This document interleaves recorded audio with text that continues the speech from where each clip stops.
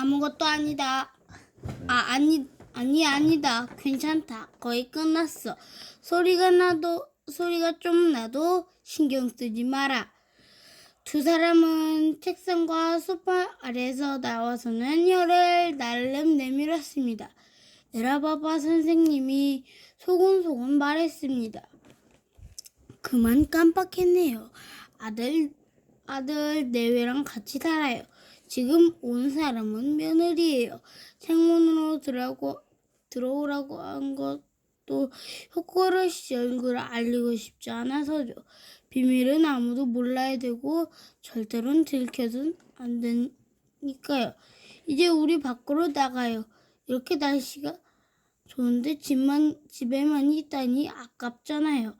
두 사람은 리본이 달려있는 빨간 구두를 똑같이 신고 각자 강아지 모양 손가방과 토끼 모양 손가방을 들고 한 사람씩 줄사다리를 타고 내려갔습니다.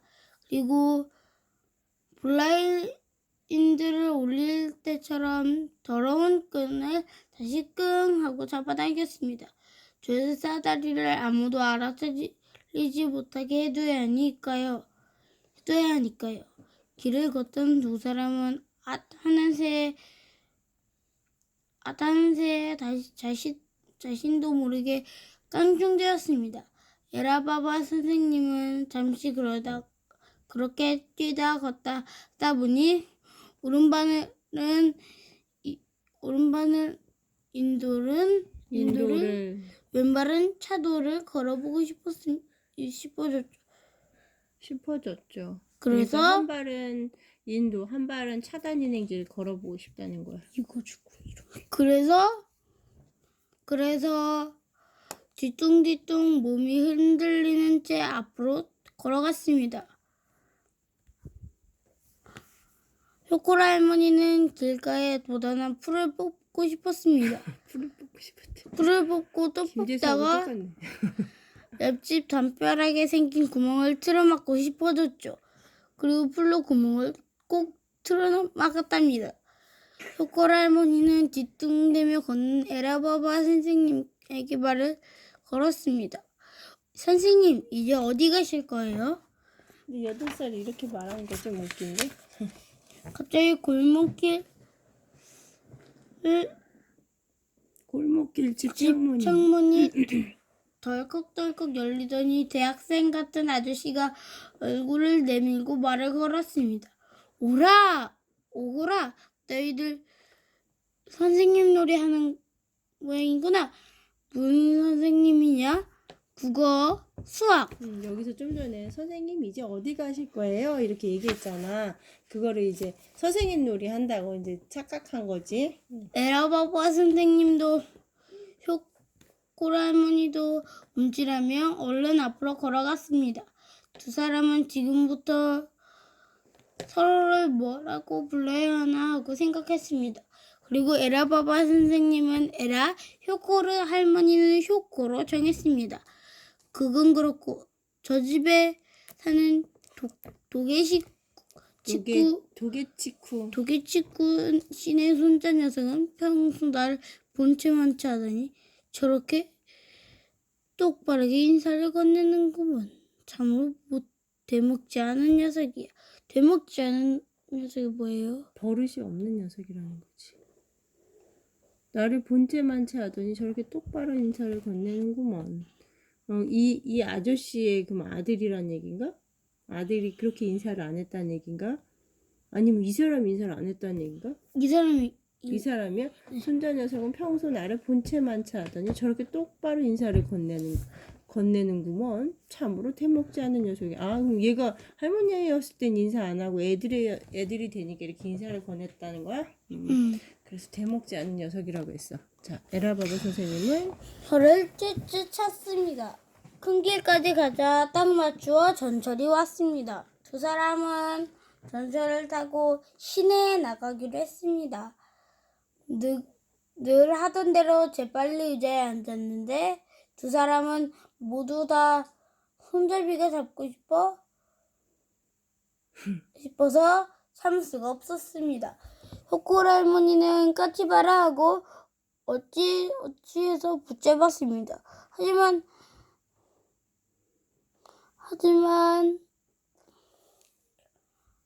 에라바바 선생님은 손이 닿지 않아 발을 굴러 뛰어오르다가 옆자리에 앉은 할머니에게 야단맞았습니다. 할아버지한테 야단맞았습니다. 내릴 때도 에라바바 선생님은 이 무심코 노인용 무료 상자권을 차장한테 보여주는 바람에 이 녀석 할머니한테 이런 거 빌려오면 어떡하냐 하고 또 야단맞았습니다. 우리 둘이 참말 조심해야겠어요.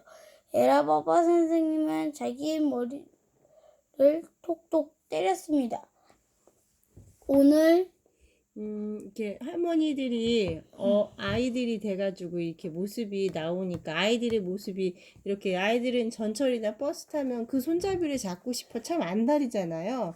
엄마 입장에서는 좀 가만히 앉아 있었으면 좋겠는데 나 이제 손잡이 다형 막 이러고 나는 진작부터 닿다 이러면서 둘이 이렇게 잡고 우리 막내는 나는 아직 안다 이렇게 했던 것 같고 그래서 이게 손잡이 잡아보고 싶어하는 그런 모습들 그리고 아까 여기 차도를 걷는데 참 이거 위험하게 걷잖아요. 항상 이렇게 애들은 똑바로 걸으면 좋을 텐데 근데 이 할머니들도 애들이 되니까 이렇게 정말 아이들처럼 한다라는 게 참 재미있게 잘 표현이 된 것 같아요.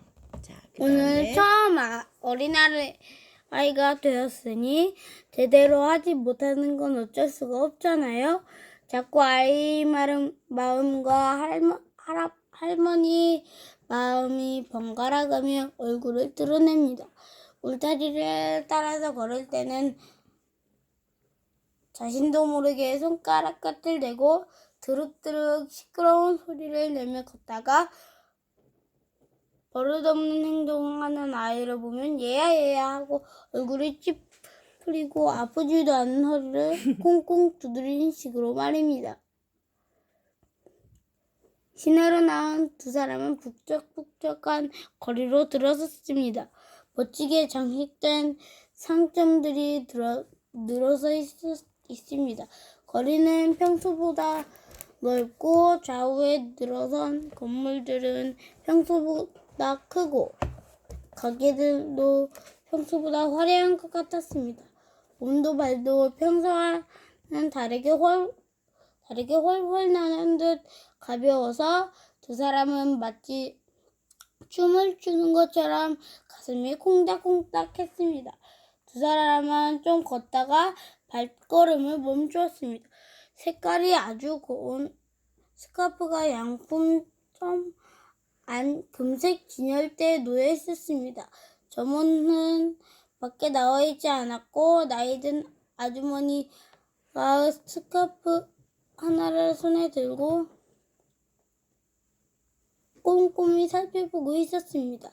베라와 효코도 아주머니 옆에 서서 진열대 속을 손으로 휘저었습니다. 베라가 말했습니다. 꽤 색깔이 고운걸? 아까 효코리 씨가 입고 왔던 잿빛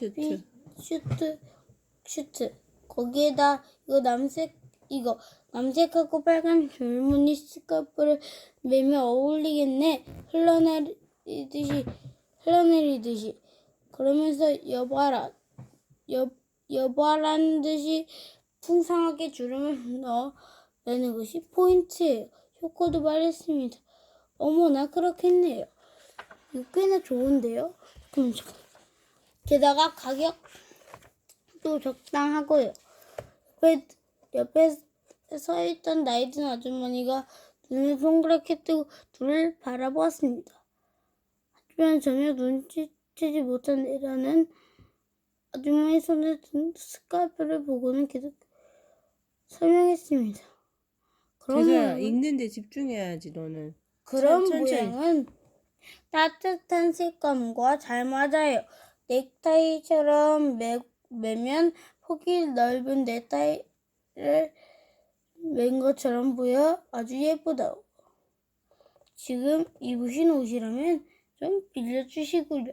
그러고는 어안이 벙벙해 서 있는 아주머니 손에서 스카프를 낚아채어 커다란 리본을 사사삭 만들어 가슴 언저리에 대면서 두리번거렸습니다.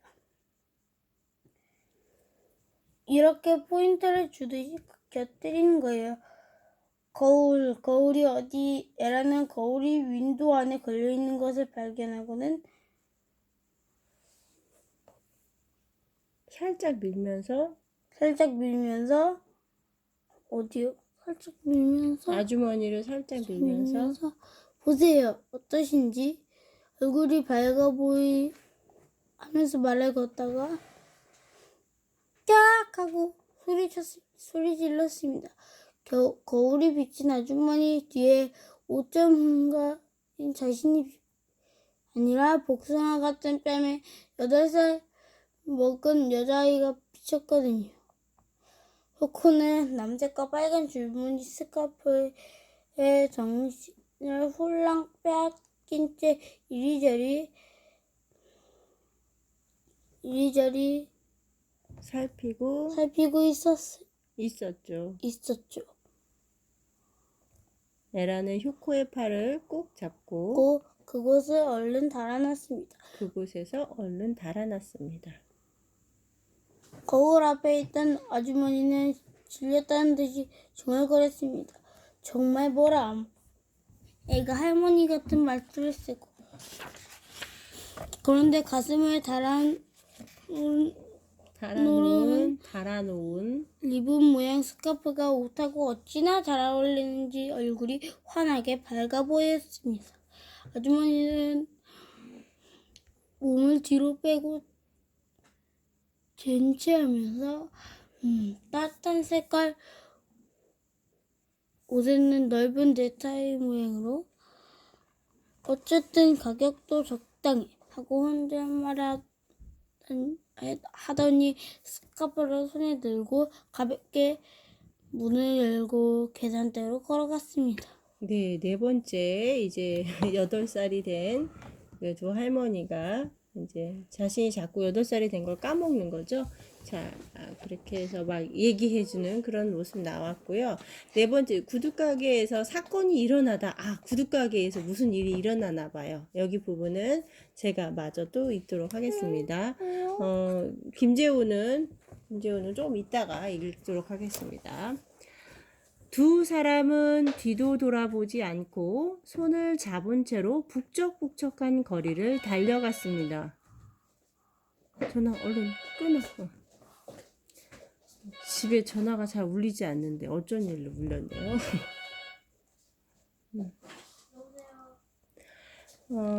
북적북적한 거리를 달려갔습니다. 에라는 달리면서 중얼거렸습니다. 큰일 났어. 또 저질렀어. 효코를 잡지 않은 다른 손으로는 강아지 모양 손가방을 마구 휘둘러댔습니다. 사람들은 아이들이 발에 거치적거리고 길 가는데 방해가 되자 얼굴을 찌푸렸습니다. 하지만 두 아이는 어른들 혀를 쯧쯧 차대도 손가방을 이리저리 휘저어대며 엄청난 속도로 달려갔습니다. 그러는 사이에 점점 8살짜리 아이의 기분이 넘쳐나기 시작했습니다. 두 아이는 길 모퉁이를 돌아서서 겨우 달리기를 멈추었습니다. 눈앞에는 구두가게가 있었습니다. 에라는 헉헉 하면서 구두가게 쇼윈도를 손가락으로 가리켰습니다. 효코, 저기 봐. 스카프 따위는 이제 하나도 재미없어. 참말 너무나 귀여운 아이 구두가 진열되어 있었습니다. 에라는 유리창에 코를 딱 붙이고 말했습니다. 저기 끈에 꽃이 달려있는 분홍 구두 저거 진짜로 신고 싶다. 난 빨간색을 좋아하는데 저것이 더 예쁘다. 효코도 유리창에 쫙 들러붙더니 말했습니다. 정말 예쁘다. 저 오른쪽 끝에 몰빛 구두 정말 멋지다. 지금 8살짜리 아이라서 너무 좋아. 귀여운 물건이 왜 이렇게 많은 거야? 어렸을 때 저런 거 신어볼 걸. 그러자 에라가 팔꿈치로 꾹꾹 찌르면서 말했죠. 아이 참, 또 잊었지, 또 잊었어. 효코도 웃었습니다. 그래요. 웃었습니다. 그래요. 신고 싶으면 그냥 신으면 되잖아요. 에라가 눈을 빛내며 말했어요. 사자. 효코도 밝은 목소리로 말했죠. 사자. 두 사람은 당당하게 눈부신 가게 안으로 들어갔습니다. 근데 도대체 무슨 일이 일어나는 거죠? 두 아이는 쇼윈도에 있는 구두를 달라고 점원 아저씨께 말했습니다. 점원 아저씨가 가게 안쪽에서 구두를 가지고 나왔을 때였습니다. 까까! 와글와글 시끄러운 소리가 들려왔습니다. 쇼윈도에 있는 끈에 꽃이 달린 부는 구두 말이에요. 손녀에게 선물하려고 하는데 190ml짜리 있나요? 점원 아저씨가 보는 구두를 손에 들고 미안한 듯이 말했습니다. 이건 말이군요. 190ml는 이거 하나밖에 없습니다. 하지만 이것은 벌써 이 꼬마 손님이 사려던 참이어서 꼬마 손님이 사려고 했는데 여기 할머니가 또 사러 온 거지? 그치? 응? 그러니까 뭐 여기 손녀에게 선물하려고 했다잖아. 할머니든 할아버지든 손녀에게 선물하려고. 그러면 할머니나 할아버지가 얘 그거 나한테 주면 안 되니? 이렇게 얘기하나? 에라는 아무 생각 없이 그쪽으로 고개를 돌리다가 저도 모르게 어라? 안녕하세요. 하고 말을 걸었습니다. 그냥 애처럼 안녕하세요 이것도 아니고 이게 할머니처럼 어라 안녕하세요 여기서 만나네요 뭐 이런 의미지. 참말로 무심코 그렇게 한 거예요. 거기에 있던 아주머니는 꿈꾸는 소녀 모임의 회장인 하나의 씨였습니다. 꿈꾸는 소녀 모임은 꽤나 활동적인 모임이었습니다. 하나의 씨는 에라바바 선생님을 자신들의 모임에 자주 초대해서는 언제나 칭찬만 늘어놓았습니다.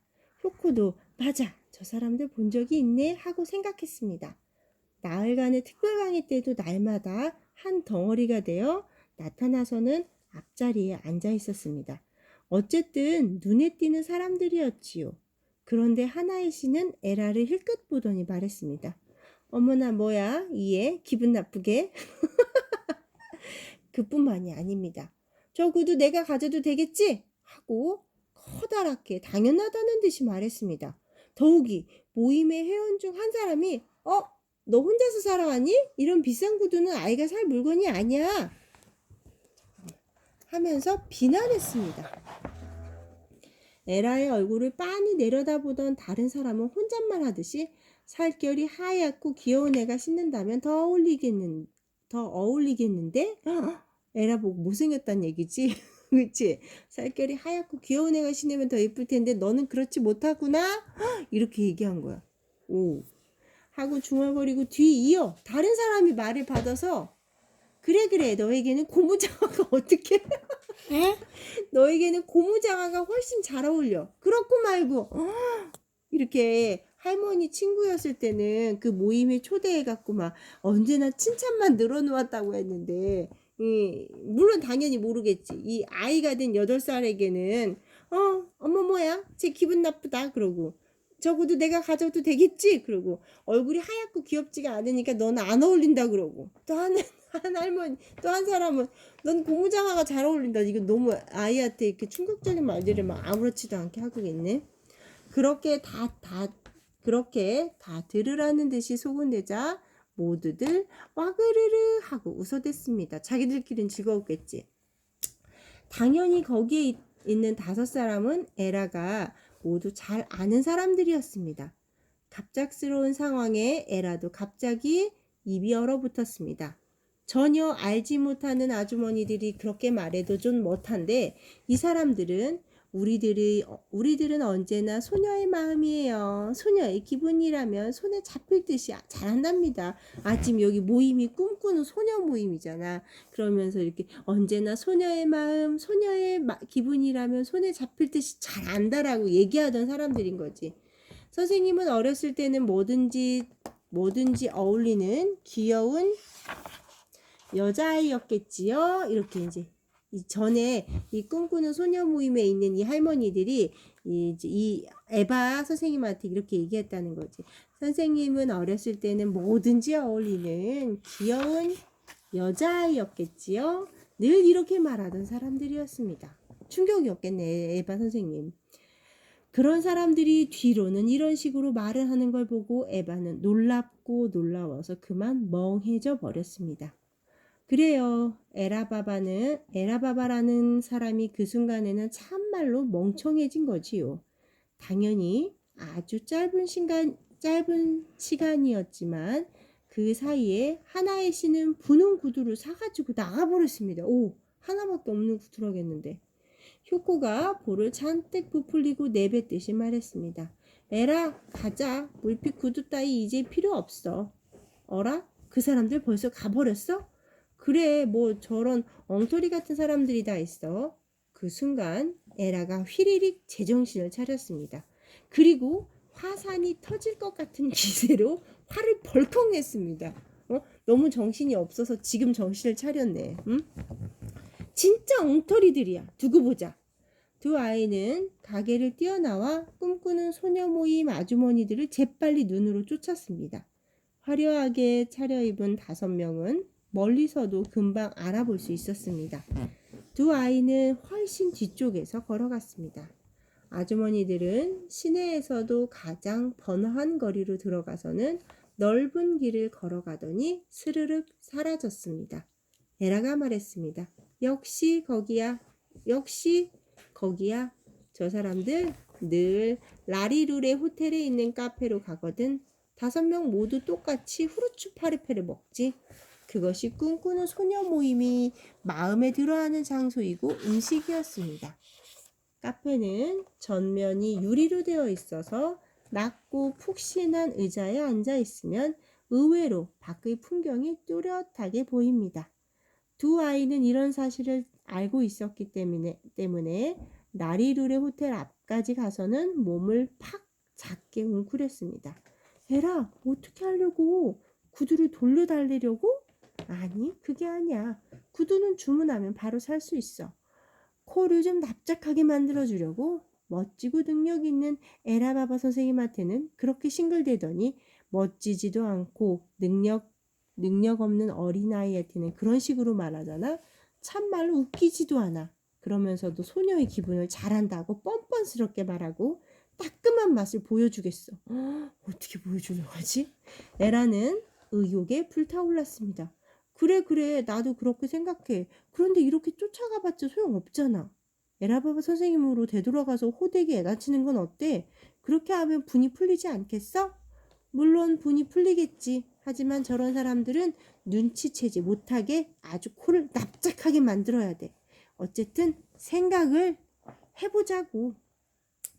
효코는 가슴이 두근두근 했습니다. 이런 일에 전혀 익숙하지 않았거든요.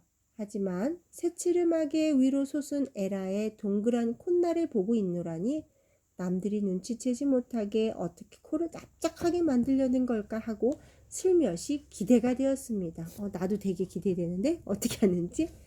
두 아이는 커다란 유리창을 지나 라리루레 호텔 현관으로 기어가서 겨우 등을 폈습니다.